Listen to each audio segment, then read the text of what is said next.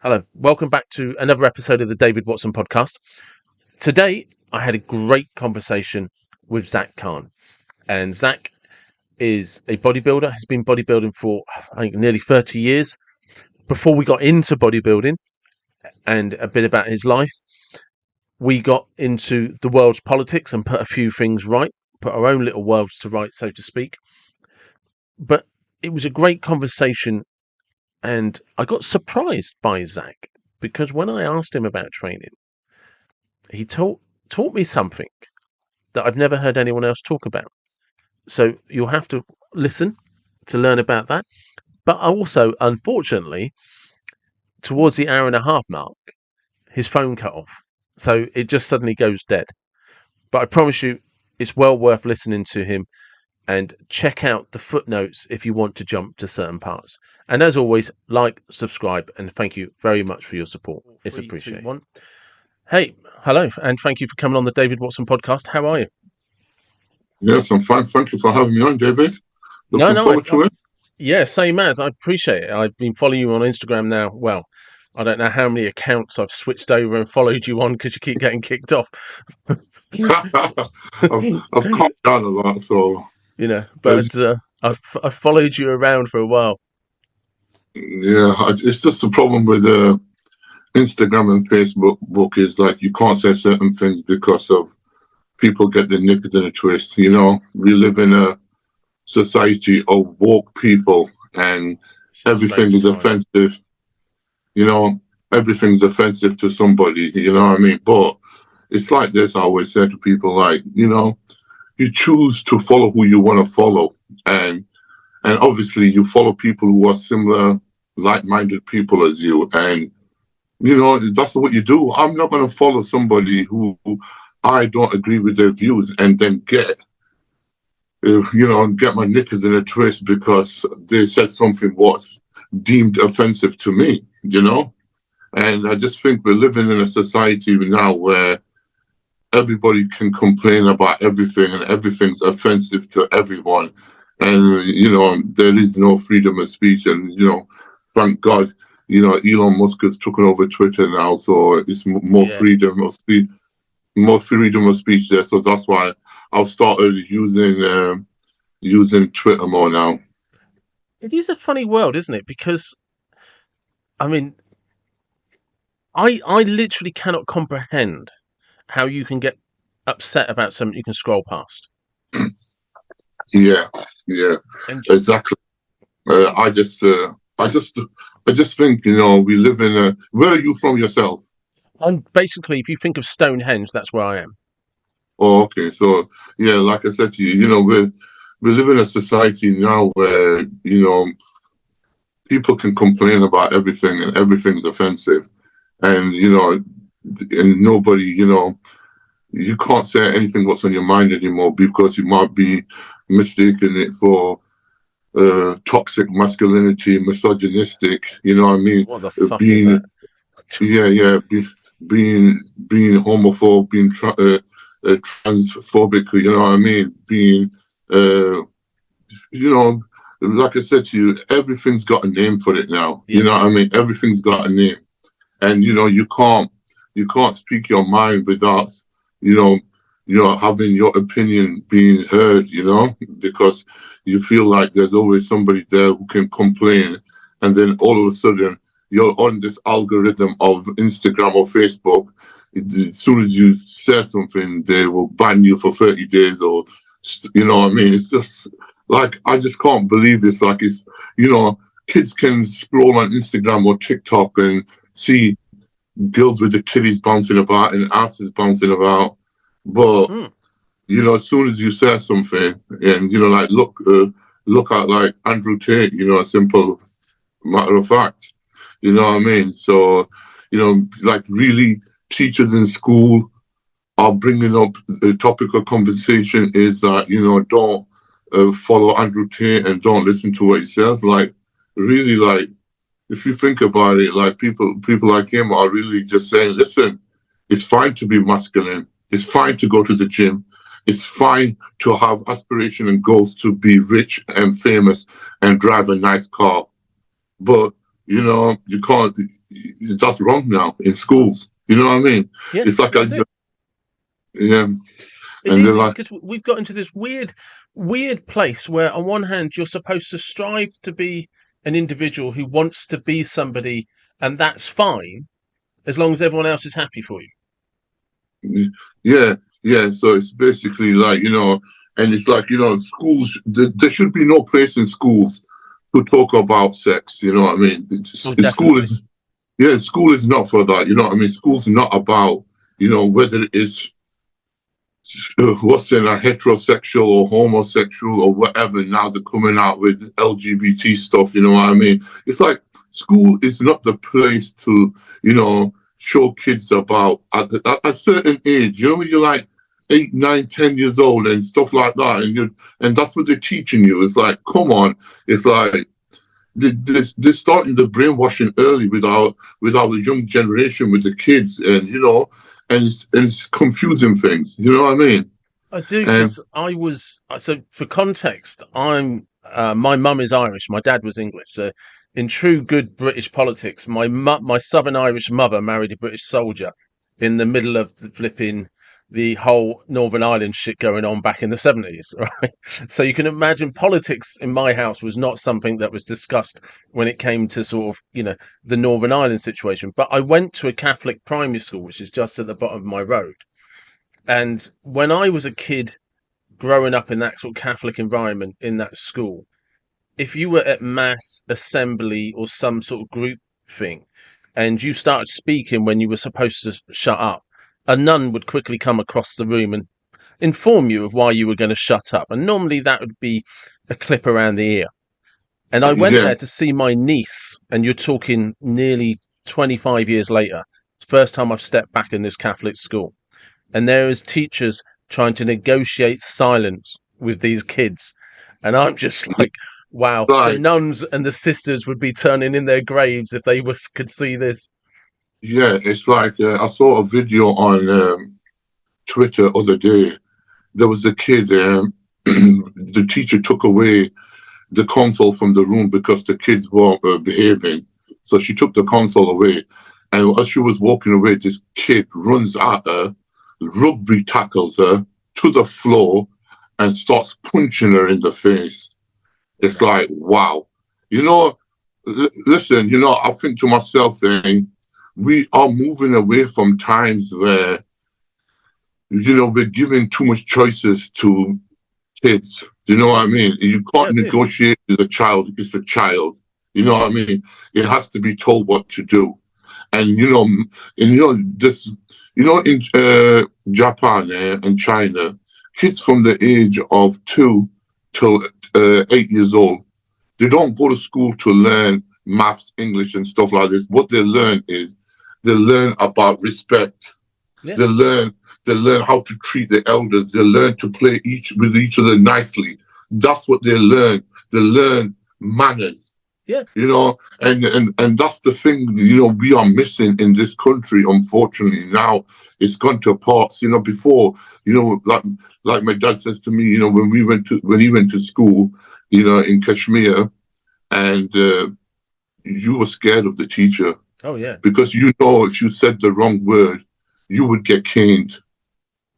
You Well, know what I mean? I do, because like I said, I grew up in a Catholic primary school, and if you didn't fear the wrath of God, you feared the backhand of the sister or the nun or the Yeah, priest. You and I myself, when you look at this country now and you look at the makeup of it and you look at what's happening, it's like, you couldn't pay me enough to be a teacher. Why would you want to teach these fucking kids with you the way wouldn't. they are? You know, it's like we are moving away from discipline. We are moving away from respect. And, like they say, and you're giving kids too much choice, and you try to speak to a kid like an adult. And the problem is, these, manners just start at home. And if you don't, I always say to people, listen, it doesn't, I don't care if you're Muslim, whether you're Christian, whether you're Buddhist, you know what I mean? I just think everybody needs religion in their household. Yeah, And everybody needs to know what their limits are. And religion gives you that. religion gives you limits. If we didn't have limits in life, we will be like animals. You know what I mean? We will be like the animal kingdom where everybody would be killing each other, where there will be no consequences. People will be fornicating with underage, with their families, incest, everything. Yeah, it happens now as well. But what I'm saying to you is, but the thing about it is, there is no fear. You know what I mean? And some people and it's deemed wrong. And the problem is they try to get away from religion now. And you know, before it was, let's cause a rift between religion, Muslims and Christians.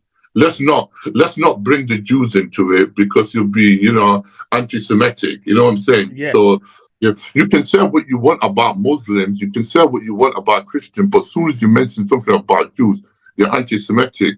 And now what's it now? Because they can't use that no more now about religions. You know, people fighting with different religions. They're using now is men fighting women. You know what I mean? The feminists against, you know what I mean? So they're using that now, and they're using sex, you know what I mean? Transgender against, you know, this, and it's divide and conquer, and it's always been divide and conquer. You know what I mean? If people really, it is because people kind of under. I think there's that frustration, isn't there? Because people think they see what's going on, but then when you point out a blatant fact to them, they're just like, oh, no. I mean, I had this argument with somebody the other day about the whole Ukraine-Russia thing. It's just like, hang on, NATO broke the Minsk agreement. They had a treaty with Russia that they broke.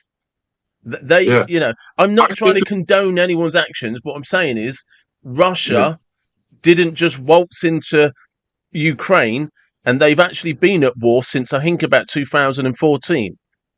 Yeah, and a lot of people don't realize this. You know, the problem you've got now is it's like this: TikTok, Instagram, Facebook. People see 10-second clips, and they make their mind up from that instead of watching the whole story, the whole picture. And that's what you've got now. You've got people with short concentration span. So, you know, they'll see somebody and they'll say, oh, he's misogynistic, oh, he's a homophobe. And they'll just show certain segments of that clip, and then they will all tarnish that person. Do you know what I mean? And it's like they don't even realize with the Russia situation is this. It's like, you do realize Ukraine, they all support Nazis. You do realize the black people in Ukraine are classed as second-class citizens. You do realize they are still treating Russian people in Ukraine like shit. You know what I'm saying? And you do people around the world say, oh yeah, Russia's started this war. No, but you ask yourself this, you know, all Russia says, stay away from our borders. You know what I'm saying? They had a signed treaty agreement with NATO. Then NATO said they would not put NATO forces on the Russian border. And then went and put NATO forces on the Russian border. And then accused Russia of provoking them by moving soldiers near the border of their own country. Well, they're allowed to do that. It's their country. They can do whatever they want within the border of their country. Yeah, like I always say to somebody, it's like this, and you've got a house here, and then somebody comes outside your house with a tank, and another person comes outside the back of your house with another tank. Then another person comes next to your house with another tank, and then covering every side. What are you going to do? Are you going to retaliate? Or are you just going to sit there and let them, point these guns at your house, ready to fucking blow you up? You know, imagine, the thing about it, imagine doing that to America, having warships there near Florida, near New York, near Canada. You know what I mean? All the shit would hit the fan. Exactly. You know, like I said to you, listen, in this game of wars, there's no innocent parties. I totally understand that. But the thing about it is this war is all for Biden, for him to money launder all his money. Because if they've been giving billions to, Ukraine, where is that money? It's like first time, It's first time I've seen something like this where usually when there is a war happening, yeah, like the Iraq war, the Afghanistan war, whatever war is happening, there is coverage about everything, what's going on, what's happening, what cities being taken down. You're not seeing nothing. No. It's almost like a media blackout. Yeah, it's a media blackout. So people are basically they're putting out little segments out there saying, "Oh yeah, Ukraine's winning. This is happening. That's happening." It's like I don't even understand how the Ukraine war is affecting us here in England. How is it affecting us? What business did we do with Russia before that? We didn't get our fuel from Russia. So why has our fuel gone up? And the energy companies have just admitted now that this is the biggest profit they've made since the 1930s. Yeah. It's just, it's. I literally, I literally don't know, one, how to figure it out, and two, just how people are so blind to it. I think the problem you've got is, you got to ask yourself, like, the crazy thing about all this situation is the people who are smart and who are well educated are the ones who are more prone to this bullshit, are more prone to, like the lockdown and the vaccine, and they were more like, you know what I mean? Yeah, And it's like, listen, I'm all for freedom of choice. Listen, if you want to do something, do it. But if the next person doesn't want to do it, give him the God-given right not to do it, and do not tarnish him. Yeah, I mean, I went through loads of shit with the vaccine because I actually work in healthcare. I work in head injury rehabilitation, and one of my main clients suffers from chest infections. So I was just like, so I had two things going on. I had an organizer or the government saying, if you guys don't take your vaccinations, you're going to be fired. But I also had a guy that he suffers from chest infections. So in terms of kind of infection control, we're kind of always in that area anyway. So the whole team, as far as I'm aware, we all had most of our vaccines, right? Because if we can reduce his risk, then, and you're taking his money because he pays you, you're kind of like, okay. And then it comes out, was it to the end of last year in the EU court? Oh yeah, we never said anything about them stopping transmission. All right, so there's no need for me to take a vaccine at all then. I took one on the basis of it would potentially, we were told, potentially it would prevent him, lower his risk of transmitting it from us Yeah, if we caught COVID. So morally, I felt obliged to protect him. And then it turns out Pfizer have come out and said, or AstraZeneca, one of them came out in court and said, no, we never said that and we never tested for it. Oh, right. see what I mean? It's like it's just all this shit, the pressure they put on everybody. Yeah, it's like the drug cartels out there basically had everybody hostage into their own homes. Yeah, so the drug cartels are the fucking government. Yeah, you know what I mean? And Yeah, who runs the definitely. government? Yeah, who runs the government is the elites on the top. Yeah, these are the drug cartels. So basically, they forced all of us to lose our freedom and get in our houses and watch the fucking fear mongering media. Yeah, until they had everybody brainwashed there for them to take their vaccines. And the only way you could get your freedom back was to take your vaccine. And then they give you a little bit of your freedom back. Then you had to get another vaccine and take a little bit more freedom and get another vaccine. And then once they knew that they had the vast minority of the population, and they knew the other people who are not going to take it, were never going to take it, so they couldn't do nothing about it. So they had to give up. Because, and the people were so easy. I never known, England there, people so easy to bend over for the government, for them to shaft them. It's like I've never seen it ever in my life. Like, people in this country talk about how much fucking balls they've got and talk about their rights. They gave up their rights over a Burger King, over a Krispy Kreme donut. You know what I'm saying?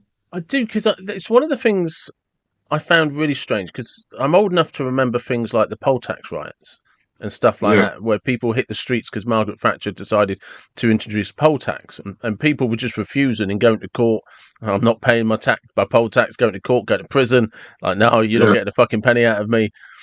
And I then see this, and Yeah, it's but, go mhm. on. Yeah, but not only worse is seeing this, it's like seeing that people were like harassing people who didn't take the vaccine, who Yeah. was like, and they had their flags on their social media saying, I'm vaccinated and stuff like that. It's like, wow, and isn't it funny that they call the people who they call conspiracy theorists, all these conspiracies have become correct. Well, yeah, all of them. There's literally nothing so far that hasn't turned out to be right. Yeah, and that's why, like, I always say to people, you know what, there comes a time in your life, when the veil comes off in this world, and then you see everything for what it is, and you see the evil, what's going on, and and that's the time when you ask yourself, you know what, sometimes, you know, who does want to live forever? You know what I mean? There's nothing, us poor people can do to make a change, because the human race itself won't stand up together. We together, the numbers can topple the Oh establishment. yeah, yeah, But easily. But people are the problem is the mass people, the mass of people are too afraid and too tribal. And like you say, it's far too easy for the media to just say something about Muslims, Jews, Christians, or whatever. All right, we're going to divide up, even though, like, hang on a second, I don't even know a Muslim. What am I getting upset about Muslims for? I don't know any. yeah, yeah, and it's like, it's crazy. I always tell people, if you want to know what's going on in the world, just step out your front fucking door Yeah. and look at your neighbors, look at the different race of people who are around you, and ask yourself, is that a bad black person? Is that a bad white person? Is that a bad Asian person? Ask yourself this. You Yeah. can't tarnish everybody with the same brush, but the problem is, once it's put on news, it's gospel. And people need to realize that, the news, the media, the newspaper is all paid by the cartels, the big elite up there. They run everything, and then that's what it is. And we're living in a crazy time, and it's called the Great Reset. And this is what's happening. Well, I've seen something the other day. Have you heard of BlackRock, the hedge fund or the company, the finance company BlackRock? I've heard a bit about it. Yeah, You should look at I was watching this thing on it. It was like a bit of a documentary about it. It was only like 10 minutes. But it was yeah, they literally own about 50% of everything in the world, yeah, yeah. and they're a finance company, like a hedge fund, and they like literally, and they when you see things kicking off, they own opposing sides. Yeah, and that's what happened from beginning of the times with the wars. The wars were funded by the bankers. The both sides were, and this is what happens now. It's like, you see what they're doing to the city centres in the UK. It's like just now, this month, next week is starting the clean green air zone in the city centres. So Yeah, you can't go into the city centre if your vehicle is not, what's it now, electric or crap. the low emissions. Like, you tell me something, like, exactly. So basically, there will be no pollution in the city center because people driving around the city center now, all the fumes around the city center won't get blown into the city center. Like, it's just going to stay there. But It's it's the like, same as Oxford. I think it was in Oxford that they were literally protesting like mad, and people were getting arrested. Nothing on the news about it. That people are actually yeah, saying we don't want these bloody green zones. Piss off. yeah, no, and it's also about the 15-minute cities, what they want to do there. Yeah, So basically, they want to build these 15-minute city where people don't have to travel no more than 15 minutes to get to their work, get to shopping, get to the doctors, get to anything. So all your amenities are 15 minutes, and but so that way you're in these zones. So for you to get out of these zones, you need a passport or a certain card to yeah. get out of these zones. It's just like I can't. I literally can't fathom how this is happening in this. And do you know what I mean? It's just like, hang on a second. You see what they're doing? They're picking cities where Mm, they know they can do it first too, and and then they'll slowly start doing it, and before you know it, you might not be in a 15-minute city, yeah, but you can't get into that city because it's a 15-minute city. So basically, as soon as they build a 15-minute city, none of us are going to want to visit. Yeah, but that's the thing about it, is that, you know, it's basically they want us to stop traveling. They want to stop us going to other countries. They want to keep you in like fucking chickens, in a cage. You know what I mean? And you know, they talk about overpopulation. Listen, have you ever looked on the map, and have you actually seen how much space that is free in UK and space is free in the world, exactly where all the cities are? Most of the cities are on edge of the countries. You look at Australia, 70% of Australia is empty. Oh yeah. But I mean, I've been to Russia. You know, Yeah, it's like I went to Moscow years ago. I went a few times, and you can drive for days in Moscow, in Russia, and not come across another town. yeah. It's the same as Canada. You can drive for days in Canada. You can drive for days in Australia. You know, and you won't come across anything. Exactly. It's all overpopulated in cities because that's where they're building everything. Yeah. If you're building everything there, that's where people are going to move. So you know what I mean? It's like, you know, it's like now you got in Sheffield and you got, you know, this green airs all coming, but people are going to be losing business now. You know, these people who got shops in city centres, they're going to be losing business. They'll have to end up selling their business cheap to these big corporations. These big corporations will come in and turn it into student accommodation. This fucking Sheffield will become a student city. And you know what? It'll just be a ghost town. And, you know, all businesses will be gone from there. You know what I mean? It's basically to buy out. Where I am in Salisbury, there's business after business. There's about, I mean, Salisbury's a small city anyway, but there's about 40 shops that have closed down now. Yeah. It's almost at 50% of shops closed. Yeah, like I said to you, it's like, you know, we're living in a time where it's a bit crazy what's going on because it's happening in front of your eyes, but people are just like doing nothing. And you know, if people aren't doing nothing, they're gonna carry on doing it. It's like, you know, yeah, people are making noises, expressing their views and stuff like that. But the problem is, it's like, but just by talking about it and making a loud noise, it's not doing nothing. You have to physically do something. You have to physically boycott, you know, these companies. You have to do that. You know, hit them where it hurts. It's like, if tomorrow, you know, if they ban somebody for their views on social media, saying that, oh, this person can't say that, and everybody else just goes, oh, that's not fair enough. And listen, disable your account. Stop using that social media platform.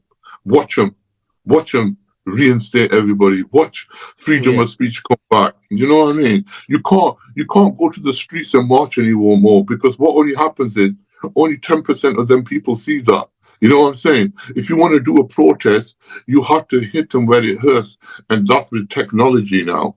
You know, it's no point going to a city in London and marching, and you know, whether there's 1,000 of you or whether there's 10,000 of you, you can't. You will do more damage to them if you bloody black out the social media interfaces like Facebook. Could you imagine 1 million people tomorrow stop using Facebook or Instagram or whatever platform? Well, because it was when they did the COVID marches in London. The media didn't cover it, and the only place you could see it was on social media. And the odd sort of, there was one, I think it was a BBC, said, oh, a few hundred people have turned up, and somebody had an aerial shot of it. And it's like, no, there's about 100,000 people there. Well, you see what I'm saying? It's like that doesn't hurt them no more because they'll do a media blackout. You know, every day a person doesn't use that social media, what's in our platform, they're losing money. Yeah. They're losing money and they're losing millions and billions. You know what I mean? Hit them where it hurt. Can you imagine if tomorrow everybody stopped using Facebook or Instagram tomorrow? What would happen? Oh, they'd be decimated.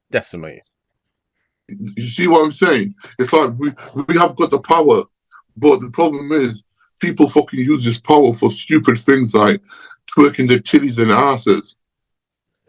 Also, I mean, and we'll get this around to bodybuilding soon, but it is everybody wants the quick fix, don't they? They don't want the hassle. They don't want the trouble. Everybody is like, Everybody's like this, pal. If it's not affecting me now at the moment, yeah, well, why bother? I don't need that stress. That's the problem. You know what I mean? And it's similar, with training. You know what I mean? It's like people out there are so easy to, not help other people, and see somebody doing something wrong on social media, they'd rather film it and laugh at them. You know what I'm saying? yeah. Instead of help them out, and that's why sport. This industry's changed a lot. It's changed for good, but it's changed for bad as well. Because before, if you wanted to speak to somebody who was a professional, there was only a few of them around, and and basically you would know from their portfolio who they helped and stuff like that, and they get recommended. It's like now on social media, anybody can become anybody they want and buy their followers and make out they're something they're not. And people don't know that. These young people don't know that. They think, oh yeah, this person's got X amount of followers. He posts the right stuff. He says the right stuff. You must know it. And the problem is that this industry is now is flooded with so much misinformation, like the news. You know what I mean? And it's hard to find the real.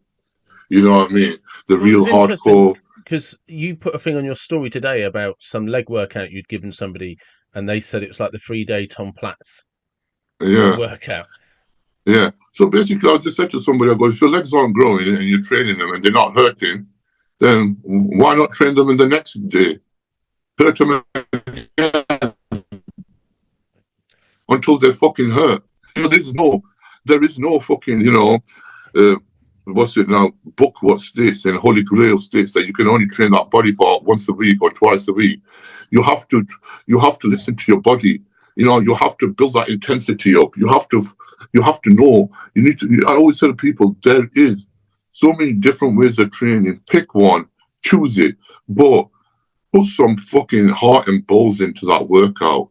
You got to train balls to the wall and train till you know that you can't do no more, and that's all you have to do.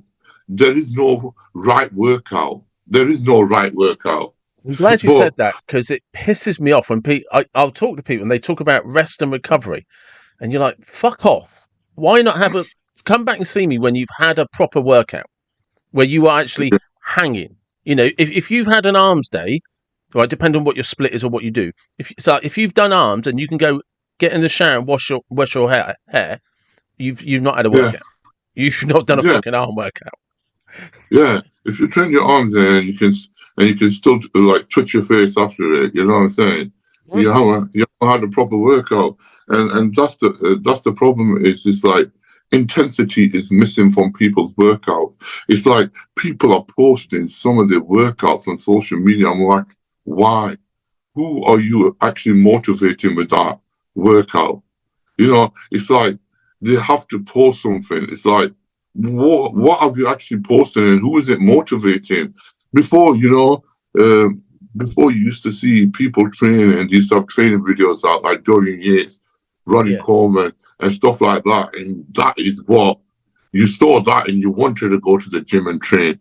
Now you see people's social media workouts and you're like, what the hell is that even about? So, because I've seen videos of you training with Dorian Yates, Yeah. like going way back when, I guess. Was that in his Birmingham gym, the one that he talks about where you went down the stairs Yeah, into the cellar? yeah, So you actually yeah, trained in yeah, that one? yeah. I actually trained in that gym. So Yeah, that was like a proper spit and sawdust gym, and I've heard yeah, him talk yeah, about it. So it's like he talks about how if you were of the wrong mindset, it's quite intimidating. So could you go down these stairs? And he says yeah, you walk into a gym, and the yeah, the thing that cuts immediately as you walk in is the intensity of everybody in there. Because he said nobody, if you weren't serious, you weren't there. Yeah, exactly. The thing about it is, he separated the men from the boys, and one thing he taught me was intensity. Yeah. I thought I was training hard until I trained with him, and honestly, it was then that taught me the next level. You know what I mean? How to train, and that's what I think a lot of people need is they need to personally go and train with someone and realize how exactly that next level is, because you can't see it on a workout video. You don't see the mind and muscle connection. You don't see the way you're doing the weights and how it's lifting and how it's moving. You know what I mean? And just because something looks good on one person doesn't mean your body mechanics are similar to his. So you know what I mean? You need to pick exercises. Exercise selection for your body type is very important. That's why you can't just follow your favorite bodybuilder's workout and expect to be the same. How long have you been training for? Well, me, I've been training for like over 25 years, man. You know what I'm saying? So, yeah, so it's been a while. It's a long time. So, like, yes. Do you remember how old you were or what you saw that made you go, I want to do that? Yeah, it was the Rocky video. It was, Right. yeah, Yeah. yeah, yeah, Rocky training. When Rocky's training for his fight, Yeah. Yeah. for Apollo Creed. Yeah, Uh-huh. that's what got me into like training physical activity.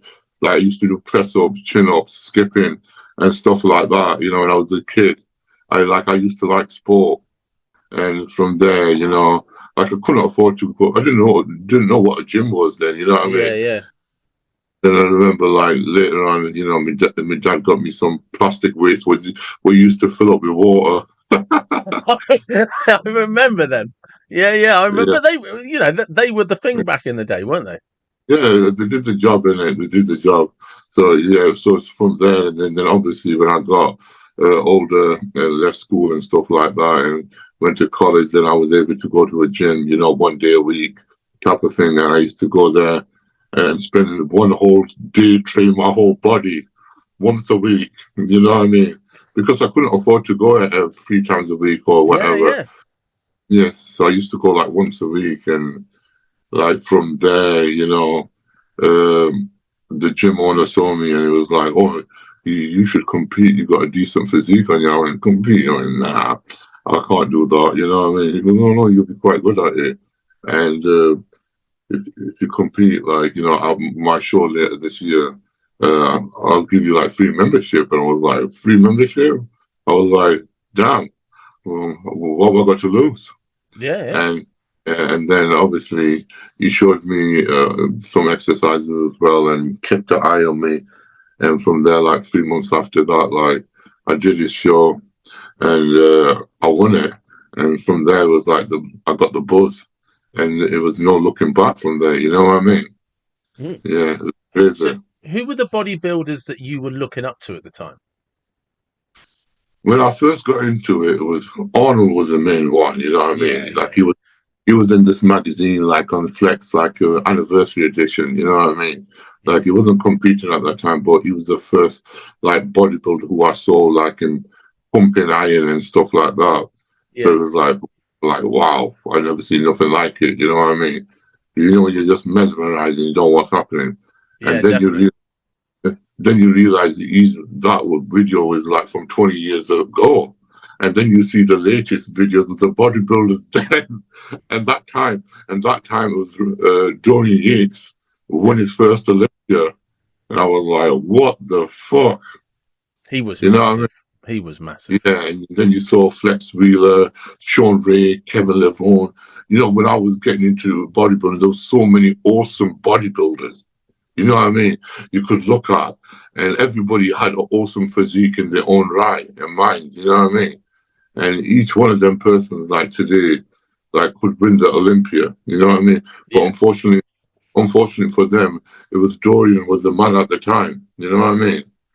And Yeah, because I mean Dorian, in I mean people talk about the kind of Christmas tree on his back, but yeah, that little sort of definition touch. But you look at his quads as well, and his fucking Yeah, lats. He was huge, but he yeah, just and everybody. The funny thing is, when it comes to like that, the bodybuilding at that level, is if you're stood next to them, they're all huge, they're all massive, but when there's like I don't know how to like say this without it sounding too clumsy, but you've got a group of guys who all look huge, but one of them stands out as being the real huge guy, and you're like, yeah, oh, yeah, yeah, yeah, exactly. Like if you saw them all like in clothes or whatever, you think, oh wow, God, my God, why isn't he Mr. Olympia? Why isn't he Mr. yeah, Olympia?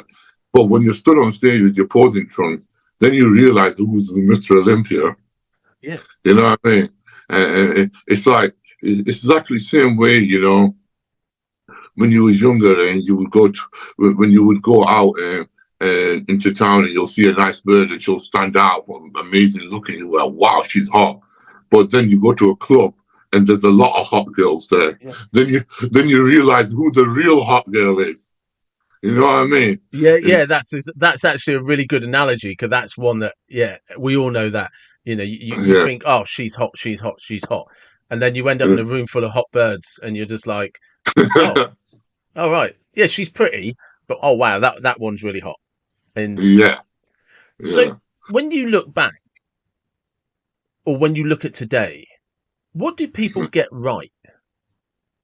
Uh, what people get right now about training, you mean, or just right about what? Training. Yeah, like I said to you, the one thing that they get right now is that they choose bodybuilding isn't looked down upon, isn't frowned upon. So if somebody wants to do training, they do it, and they know it's cool now to be training. In my days, it was one of them things where people looked at you. You know what I mean? Look at that Yeah, weird person. Walking weird with weird looking muscle. But now it's acceptable, and because of that, society has accepted it more. Not as it's not mainstream, but it's more acceptable because you got people like, classic physiques now who are smaller yeah, people compared to bodybuilders who are appealing to the younger people and they want to look like that. Before it was like bodybuilders and not everybody looked at a bodybuilder and thought I could achieve that.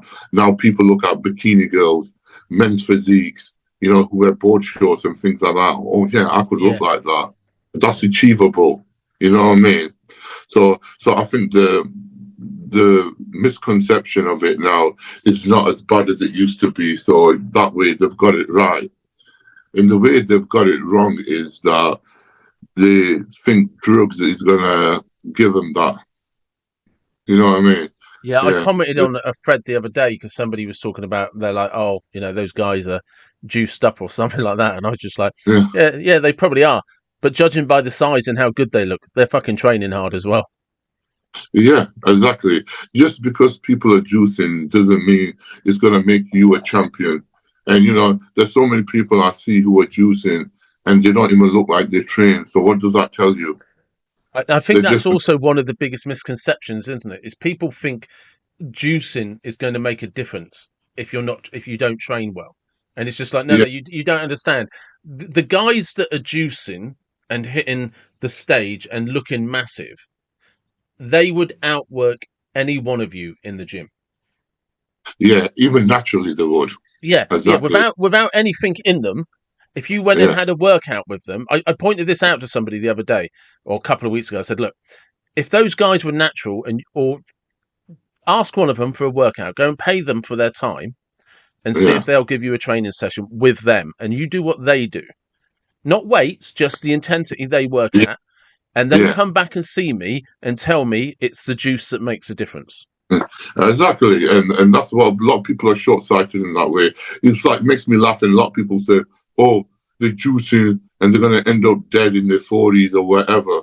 But listen, but it's all right for a person to be obese and die in his 30s or 40s.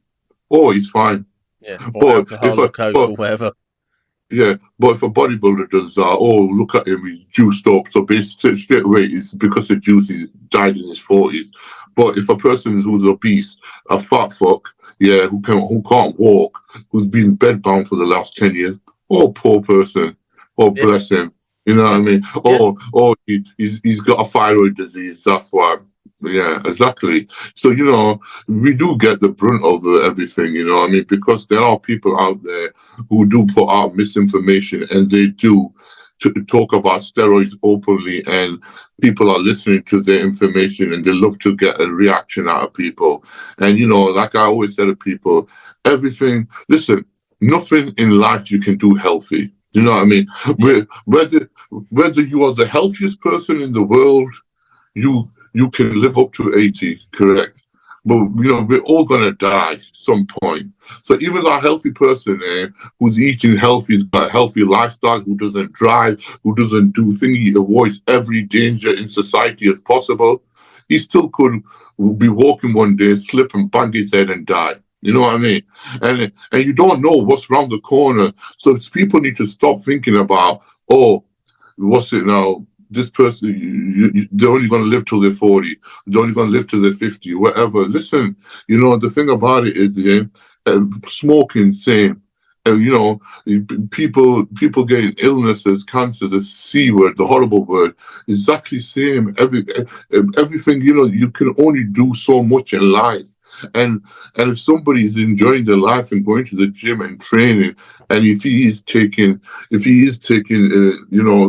peds and what I mean, and stuff like that, and as long as he's doing it in the best possible way for himself, who are we to say anything? But it's funny, isn't it? Because you can get, a bodybuilder who starts at 20, but dies at 50, and everyone say it's tragic. But they'll have spent 30 years of their life dedicated to a passion that they loved getting up for every single day. And if you asked them if they would change anything, they'd say no. Yeah, and it's a perfect example. People look at Ronnie Coleman and they say, look at the state of him and everything. And you know what? Yeah, it is bad. But when you ask Ronnie, would you change anything? He goes, yeah, I would. Only thing I would change is I wish I did an extra rep. Yeah, that's exactly what. And he's still in his wheelchair, on his crutches, going to the gym. And they're like, does your back not hurt? He says, yeah. Yeah. The thing about it is, what people need to realize is that just because he is this way now, and exactly, would he change everything he's doing? He would have just been a nobody, what nobody knew. We're talking about him. He's gonna be immortal for the rest of his, for the rest of our life. Whoever follows the sport and know your history, you're gonna know about Ronnie Coleman. You could live your life, and work a 9-to-5 job, and be a lemming, and nobody's going to know you. And also something else and I've never achieved this. I've yet to achieve this. But people that get to that level, they do something that 99% of people, and it doesn't matter what sport it is, they get to their peak, the optimum. Whether they win Olympia or not, or Arnold Classic or not, whether they win doesn't matter. When you get to a level that you're on stage with the best of everybody else, and you can look yourself in the mirror and say, today is the best performance that I can give and will ever be able to give in my life, that is something that 99.9% of people will never feel. To be that good. You have stretched everything, every mental piece of energy you've got, every physical, you have dedicated yourself to something that you can achieve the best that you can possibly be of yourself. Nobody ever gets that. So to be able to be one of those few, regardless of what the sport is, fucking my hat's off to you, because it's a different level. Yeah, like I said, anybody who sacrifices their life and dedicates it for a cause, being the best out of something, why would you undermine his achievements? And I respect anybody, whether they're in the Olympics or whether they've written a best-selling novel, or being good at their craft, being good at your craft, doing something and achieving something at the highest standard possible. Listen, my hat goes off to you. But social media has given people the confidence to talk shit behind a phone and put people down. And a lot of the people are just talking from fake accounts, you know what I mean? And they say what they want, and that's the problem you've got, So, technology has brought everybody together, closer together, but it's also made everybody feel so isolated as well. You know what I mean? And I saw this. I saw this picture of the day. This quote, and it says, "When telephones were on a wire, people had more freedom." Yeah, you know what I mean. It's And true. yeah, and it's true, and it makes you think, really, doesn't it? You know what I mean? Like we got this phone now, and all of a sudden we're like, "Oh damn, have I got my phone with me?" Your life is on your phone.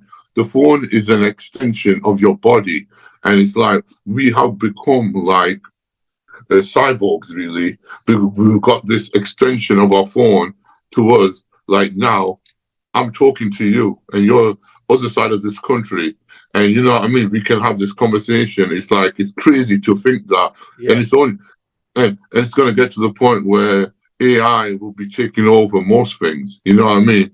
It'll be. I've seen post on Instagram and Twitter, or make friends with an AI. Oh, yeah, I know.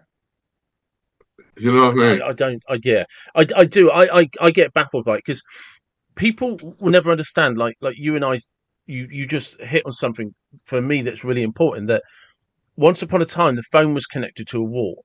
So if you weren't in earshot of that phone, you didn't know somebody was ringing, because even not a lot of houses never had answer phones, because your basic household phone didn't need an answer phone. If you were out, you were out. That's how people knew, because you didn't pick up the phone. And Yeah, and because of that, one of the things that was a weird blessing is we couldn't compare what was happening on social media. So when your dad saw that you were into the bodybuilding, the lifting weights, he went and got you a set of weights that you filled up with water. Now, I'm imagining you would have been like, fucking hell, I have the greatest dad in the world. And when you're pumping those weights, pushing that water around, you're starting to feel pumped up, you're seeing a difference, and you're looking like a king, yeah, because you don't have somebody on social media to shit on you for the results you haven't achieved yet, and you don't yeah, have a comparison. So yeah, you get yeah. you can get caught up in the excitement of your own dream of what you're trying to achieve. Yeah, and the problem you've got also as well is because you're comparing yourself to a lot of people, and that pool of people now is the world. Yeah, It's gone from your school where you went to, or your college you went to, your area you went to, the whole world. So you got people judging you, and and then you have people putting you down, and you could be training and for a week you see no results. Train for 2 weeks and you see no results, and then somebody puts you down, or you see somebody making more gains than you, but they might could be training longer than you or something, yeah, and you give up. You know what I mean? yeah, But me training at home and enjoying myself training I just loved it, and I wasn't doing it for anything else. I just loved it because I loved watching the movies and copying and mimicking that, and it made me feel good, and I was doing it for myself, and I wasn't seeing results straight away. But all of a sudden, one day, you look in the mirror and you're like, "Wow, I can see a line here. I can see a little bicep here. do you Something's remember the happening." first person that mentioned to you that, oh, you're getting muscles, Zach? Oh, you're looking. You would always. I was always an athletic kid, so like Yeah, we always did, like strength things, like yeah, like we went to a park and we saw who could do the most chin ups. We yeah, could yeah, just do the most sit ups. We used to see who could run the fastest, and you used to do stuff like that. You know what I mean? So I was always into something strength wise. yeah, Who could, or somebody will say to me, "Oh yeah, pick up that big piece of rock there, like a big, what I mean, a breeze block or something," you know what I mean? Stuff yeah, like that. As a kid, you just do stupid things like that, you know what I mean? And see who could climb up the school roof or something, nuts like that. And, yeah. yeah, I did a few school routes, that's for sure. yeah, yeah. So it's like we lived in innocent times, and we wasn't as judged. And now, a lot of people are unhappy because people are comparing themselves to other people. And can you Like I remember, my parents weren't rich. I went to school and I had shitty trainers like Gola and High Tech, and then there were kids who had Nike and Adidas, and and it was crap because because my dad, I got my clothing from. They used to call it free clothing them days. Yeah. You used to get free clothing from education. And everybody who went to free clothing had this similar type of jackets with a stripe on them, and everybody knew you went there. So I didn't used to buy the jackets, you know what I mean, Yeah. and Well, stuff like I had that. an older brother, so I got hand-me-downs. Yeah, yeah. So, but now you've got kids. They haven't got the latest phone. They feel shit, and Yeah. they see kids with money, and They've got more friends on social media. They've got more likes on social media.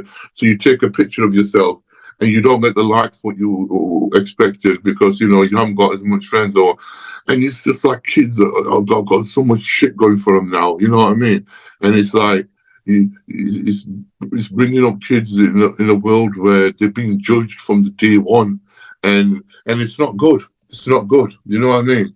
And I think technology is good for people used in the right way. And I don't think a kid needs a mobile phone until the age of when they can afford one, when they can afford to buy a phone. If Well, you're a definitely kid not. and you can't, huh? Definitely not. Kids just. The funniest thing Yeah, about kids having phones is, have you ever seen those interviews where they talk to the CEOs of social media companies and mobile phone companies, and they say, "Oh, do your kids have phones? Do they have social media? No, they're too young. Oh, how old are they? Well, 13, 14. No, they don't have a phone and they don't have social media accounts." yeah, it's like Steve Jobs. His kids didn't have a phone. It's like Bill Gates. None of his family had the vaccine. You know what I'm saying? It's simple like that. People don't realize this. They keep technology away from their kids and stuff like this because they want them to use their brains like you did in my parents' era. You went to school and you used your brain. You didn't use a calculator. You know what I mean? Yeah, yeah, I do. Uh, And it's the funny thing is as well is that kids and teenagers today don't realise that if you can separate yourself from what's happening on social media and just if you want a social media account, or by all means have it, but just do it for yourself. That all of those uh, kids who are laughing at you are going to be your fans. There was a thing with Michael Jordan.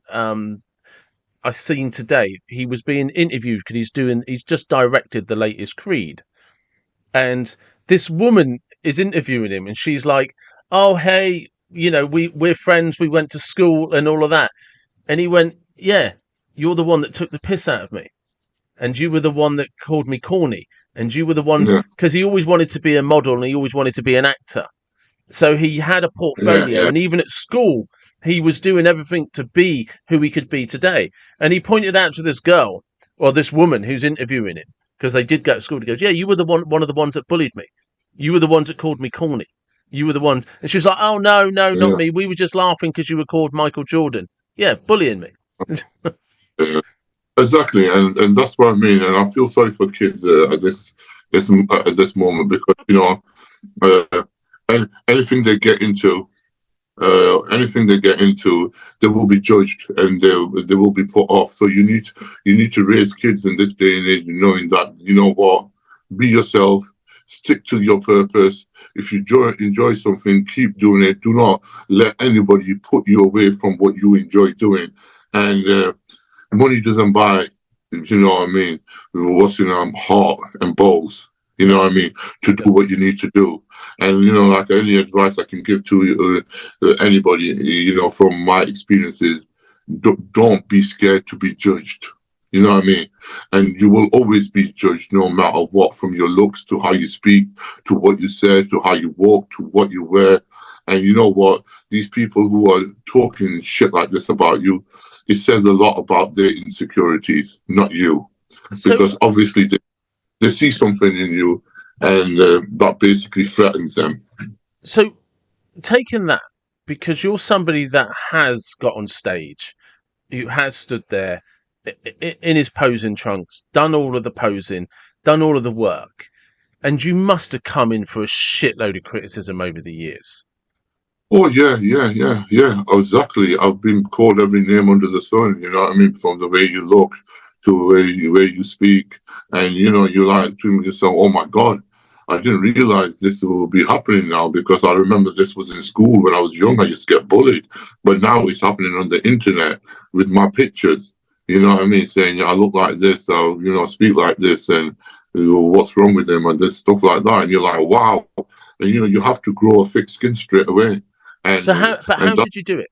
Because there will be people listening to this, and because people will look at you on social media, and they'll be like, "Fucking hell, the guy's got balls of steel. He's got really thick skin. Nothing seems to get under his skin." no, don't get me wrong. Don't get me wrong. It's like 100 people could say something great about me, and then that one person who's an asshole could say something bad. But them 100 comments of what some people have said nice about me have gone away because some person said something bad. And I'm just like, why am I concentrating on this negative comment? And I should be concentrating on this positivity. So, you know, before I used to like get into arguments with these people and stuff like that and retaliate. Now I just think to myself, you know what? Say what you need to say. Say water off a duck's back, you know what I'm saying? And you have to have that composure, and you have to realize, do not engage in negativity, because it's going to only bring you down to an idiot's level. You keep doing what you're doing, believe in what you believe, and stick to on your purpose. Do not entertain negativity, because once you start entertaining negativity, it will make you bitter, and that's what you don't want to be. Do you know how you manage to focus on yourself and stick to your purpose and keep going? Yeah, because I always looked at the people who commented bad about me, and they was always below me. So you're never ever going to get somebody who's going to talk negative about you, who's above you, or who's doing well as you. You're only going to get negativity from clowns and troll accounts and people, you know, who are sat behind there and, you know, who haven't achieved nothing. And that's what you got to ask yourself. You know what? I actually feel sorry for this person. Look at him. Look at the state of him. He has to put people down to make himself feel better. But you know what? Listen, you're not going to put me down with you. I know I know I've got the minerals to go the whole way, and I'm going to do it, and I'm going to prove it to everyone. And that's where you have to believe in your purpose and your journey, and never stop believing in that. It's people who you know, it's really sad if you allow somebody else to dictate your goals in life and the way you feel. You know what I mean? Like I always say to people, listen, it's fine going jogging on every day was sunny. It's on the days it rains and snows what really tests you, really show what you're made of. And exactly same, you know, you can have 100 people talk nice comment about you, but that one person who talks crap about you is the one what's going to test your personality. Is going to test your determination. You don't want to be around yes men, because yes men will make you soft. I like that. I like that. When you like, if somebody came to you and said like that they just want to start training, but Yeah. they kind of but what were your recommendations? Like if you're going to say, right, just do this for the next 2 months. I would just say to the person, don't train every day. It will be overkill for you. Train twice a week, and do weights twice a week, and then pick another sport once a week. So whether you like tennis, basketball, boxing, football, pick it and enjoy it, and you'll tend to enjoy it more. Don't jump into the deep end, and then you will understand like, you know, the running around, playing football or boxing will help you with your mobility work, which comes in great, for weight training. You know what I'm saying? So you're working on your cardiovascular with the other sports like playing tennis, basketball, football, boxing, and then you're building your muscles in the gym with the weights.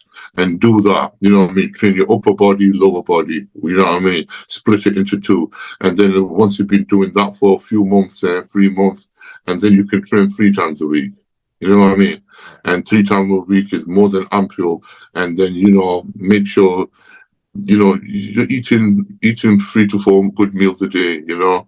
and feed that body. You know, eat enough protein. Usually, always recommend, eat a gram per pound per body weight. So if you're a 200-pound person, eat 200 grams of protein, 200 grams of carbs, and then 20 grams of fat. You know what I mean? Split that into 4 to 6 meals. You know what I mean? And happy days. That's a good bit. That's a good base to start off. Don't complicate things. Keep them simple. Yeah. So flipping it again, then, if I was up in your area, where is it you're based? Sheffield. It is Sheffield. Yeah. If I was in Sheffield and I said, oh look, I want to hire you, what does for the next 12 months, what does my weeks look like for training? And I want to see what it's like to do what you do.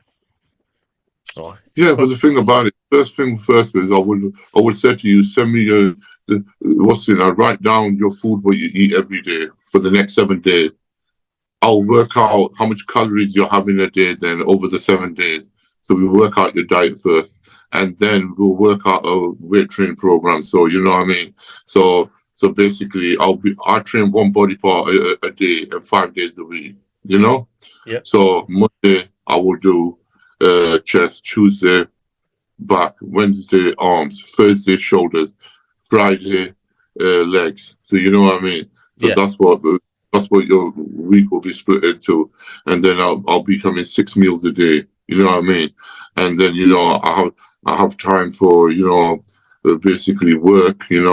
So you need to work your life around your work. Not everybody is a pro bodybuilder and who just living off sponsorships and stuff. You know what I mean? So I would have to look at your lifestyle and see where your meals are going to fit in, where your training is going to fit in. You know what I mean? And everything from customized to that. So it's not just one factor. What you'll be doing for the next 12 months, it will not stay the same, because after we will see how your body is reacting to the amount of food you're eating now. So you might be gaining muscle, things are going great, or you might be gaining fat. So then we have to change the diet under food, either lower the carbs or the fats, or increase the carbs or the fat, because you're not growing as quick. You know what I'm saying?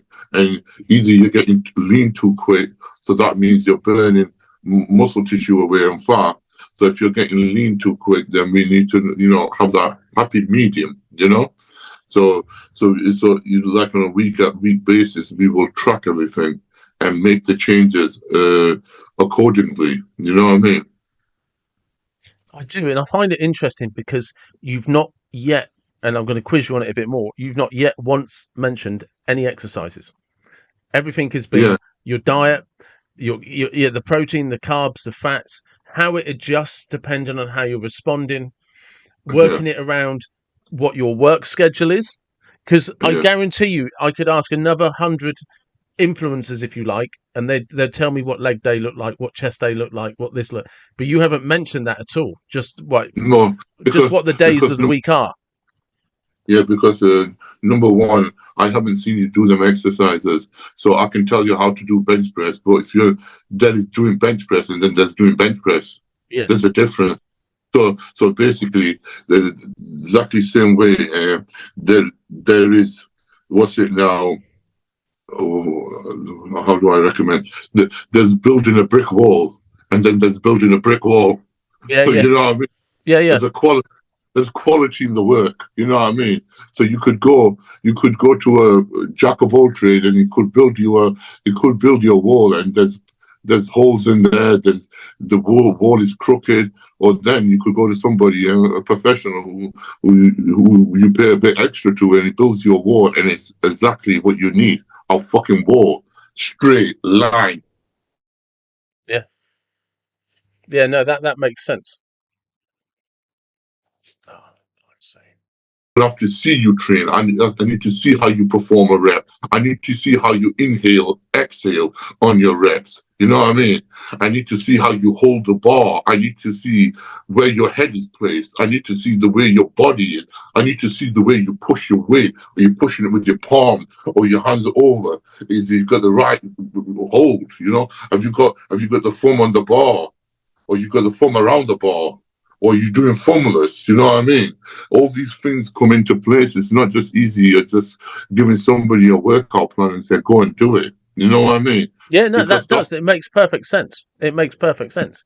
yeah, and And this is why I tried telling you before. You can't just mimic your favorite bodybuilder and expect you're doing the exactly same exercise as him when you're not.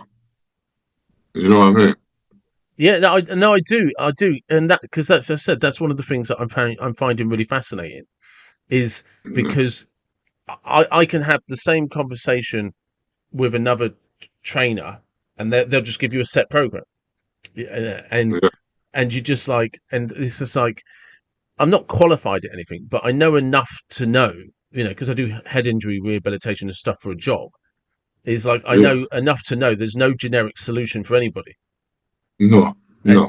like I have to The watch you. problem is, the problem in this day and age, you got too many cookie cutting workout plan and cookie cutting diets. You got, a person will be giving the same diet plan to 20 people and same workout plan to 20 people, and it's not like that. And the first thing in this industry a person needs to know is how to perform a correct rep. As dumb as it sounds, as simple as it sounds, it's the thing what is undervalued. Yeah, but you say that because it's funny. The late John Meadows, he was always on about, I don't care what the weight is, I need you to perform it correctly. Tom Yeah, Platz is another one that always talks about, I don't care if you think you can squat properly. yeah, And he's like, drop the weight, yeah. squat I always properly. say, I always tell people, show me a video of you performing that rep.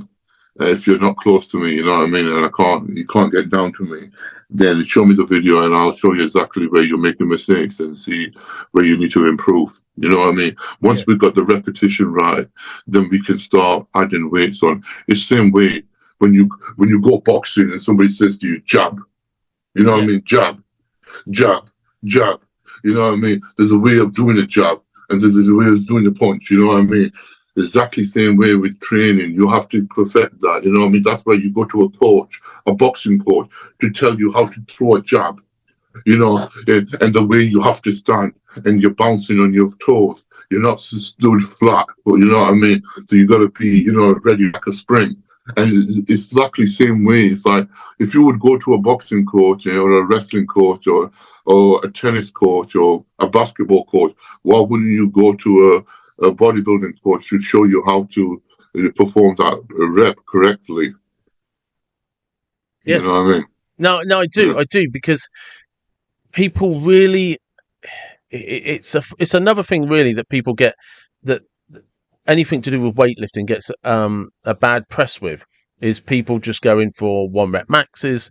Should I do this many reps or should I do this many reps? And you, like, the minute you say, well, can you do it properly? Is your Yeah. form any good? And they're like, well, and it's just like, no. Form, like, good form pretty much prevents injury to a degree. Certainly a step in the right direction. But Mm-hmm. it's also, it's that, whether or not, if your form isn't correct, like you saying, if someone's form isn't correct, how do I know you're actually using the right muscle and you're not got another muscle Yeah, that's, like, the, I could give a person X amount of calories, just say 3,000 calories, and I give them a workout plan, and I'm expecting him to be either gaining so much muscle or losing so much fat, and he's not. And the thing about it, you can't put it down to one factor. You couldn't possibly not be training hard enough, or you could be overtraining. So you understand, it's like you can't just put it down to one factor. What's going on? And as a coach or somebody who's prepping clients, you need to evaluate everything from your lifestyle. Have you got a active lifestyle? Are you on your feet all the day, or you got an office job? If you got an office job, you won't need as much calories as a person who's working out on the roads. You know what I mean, digging up ditches and stuff like that. And so everything has to work around your lifestyle. Your training has to be around your lifestyle. From the point you wake to the point you go to sleep, and the point when you're going to train and stuff like this, and how it all has to connect and fit in. You know what I mean? And this is what people have to pay a coach for, is to put the missing pieces to the puzzle. So I take it you do take on clients, so I can put a link in the description. Yeah. I do take on a selective amount of clients, because there's only so many deal with my lifestyle and how busy I can be at times. So I only take a handful of people. You know what I mean? Yeah. When you go to a gym, is there a part of you that, like, when you see a modern gym today versus Dorian Yates' Birmingham gym in the cellar? Yeah. With because they both have their pros and cons, I'm sure, but Yeah. is there one that you prefer? Yeah, I prefer the hardcore gyms, you know what I mean, like Dorian's, because you're with the like-minded people. But the problem is now, times have changed. So even if you go to the bigger gyms or even the hardcore gyms, you get a lot of people with, their phones and their tripods and wanting to film their set. That's the thing you have to deal with now. And, Frank, so if you are opening a business up, you have to accommodate for that now. You know what I mean? It's the way the pendulum has swung now to that social media now, and the gyms have to cater for that now, because if they don't, then you're gonna probably lose customers, because they say, "Oh, I don't want to go there because I can't film myself." As sad as it sounds. Yeah, I'd never thought about it like that. Sorry? I'd never thought about it like that. I'd never thought about Yeah. that kind of added pressure from a gym, that if you wanted to just focus on an old school approach.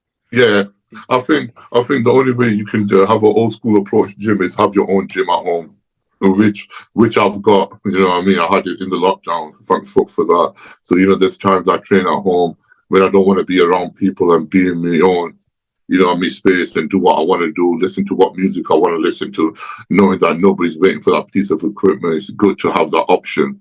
Yeah. And if you're in a fortunate position like me, do it. You know what I mean? It's the best thing you I'd can have a setup in the garden. do. Yeah. So And just like some simple bench press, squat stands, squat rack. Well, it's just squat yeah. stands. Listen, you just I always said to anybody who wants to have a home gym, all you need is a power rack. All you need is a bench, adjustable one, and all you need is a leg extension, leg curl machine, or like a all-in-one, and that's it. You got everything. You can train your whole body with them three items. You know what I mean? Yeah. No, that's pretty much what I've got. I've got I've got squat stands that just look like some very large axle stands, and I've got a bench press that has leg extension and hamstring curl on it, and Yeah. I've got a scaffold bar for pull-ups, and I've got some dips, and I've fortunately got some cables to do cable press and stuff like that. There you go. What Yeah. more do you need? You know what I mean? Well, And that's that's all it's. actually what I figured out. Just be more minimalistic, and I focused on a lot of old school, which is, I think, is how Yeah. I just I was always already following you. I'd been following you for a while on Instagram, but I think that's how I come across you in some old school bodybuilding stuff, because I was looking at, like, well, what the hell did they do in old school before they had all of these machines? Like I always say to people, stick to barbells and dumbbells, and you. As I explained at the beginning, Zack's phone went dead, and that was the end of the podcast there and then. So I hope you enjoyed listening. Please like, subscribe, share. It's always appreciated. And just throwing it out there, if you know anybody that you'd like to listen to or could be a guest, get in touch. Let me know. Appreciate it.